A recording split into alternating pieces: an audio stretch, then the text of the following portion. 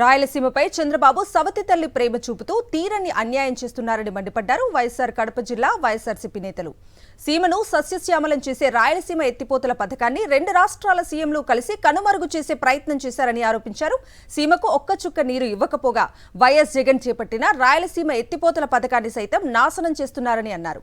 కుట్ర ప్రకారమే ఈ పథకాన్ని పక్కన పెట్టారని విమర్శించారు వైఎస్ఆర్సీపీ నేతలు. రేవంత్ రెడ్డి గారు ఏదైతే మాట్లాడారో దాన్ని ఎక్కడైనా ఖండించారా అంటే ఖండించకపోతే ఏంటి, అది ఒప్పుకున్నట్టే కాదా? నారా చంద్రబాబు నాయుడు గారు మరి ఈ పనులు ఆపిచ్చాను అని చెప్పి ఒప్పుకున్నట్టే కదా. అంటే ఈ ప్రాంతానికి, రాయలసీమ ప్రాంతానికి తీరని అన్యాయం చేస్తూ మీ స్వార్థ ప్రయోజనాల కోసం, మీ రాజకీయ భవిష్యత్తు కోసం, మీ కేసుల కోసం ఈ రాష్ట్రాన్ని తాకట్టు పెడతారు. మరి రాయలసీమ ప్రయోజనాలను కూడా మరి ఈరోజు ఈ రాష్ట్ర ముఖ్యమంత్రిగా మరి చంద్రబాబు నాయుడు గారు తెలంగాణ ప్రభుత్వానికి తాకట్టు పెట్టడం జరిగింది.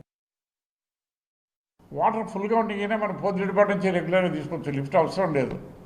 దానికి మొదలు పెట్టించి 2022లో జగన్మోహన్ రెడ్డి గారితో చేస్తే ఈరోజు నేను ఆపించాను చంద్రబాబు నాయుడు చెప్పి అని అంటే అంతకంటే రాయలసీమకు ద్రోహం చేసినటువంటి ముఖ్యమంత్రి ఎవరంటే ప్రథముడు చంద్రబాబు నాయుడు. అవునా కాదా అని చెప్పేసి నేను అడుగుతున్నాను. మరి ఎందుకని రాయలసీమ మీద మీకు ఎంత కక్ష సాధింపు?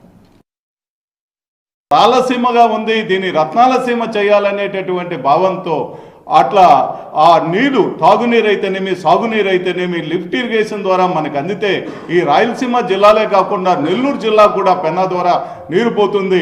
ఇక్కడ ఈ నీరు ఎప్పుడైతే అందుతుందో అప్పుడు కొన్ని పరిశ్రమలు వస్తాయి. పరిశ్రమలు వచ్చినప్పుడు నిరుద్యోగులు అందరూ కూడా నిరుద్యోగులు అనేటువంటిది కొంతగా తగ్గుతుంది అనేటటువంటి ఉద్దేశంతో ఆనాడు రాజశేఖర రెడ్డి కానీ తర్వాత జగన్మోహన్ రెడ్డి గారిని భావిస్తే ఈరోజు ఆ లిఫ్ట్ ఇరిగేషన్ ప్రాజెక్టును మనం మూసేస్తాము, మేము దాని గుండా లాభం లేదు అని మాట్లాడడము చంద్రబాబు నాయుడు చాలా బాధాకరమైనటువంటి విషయం.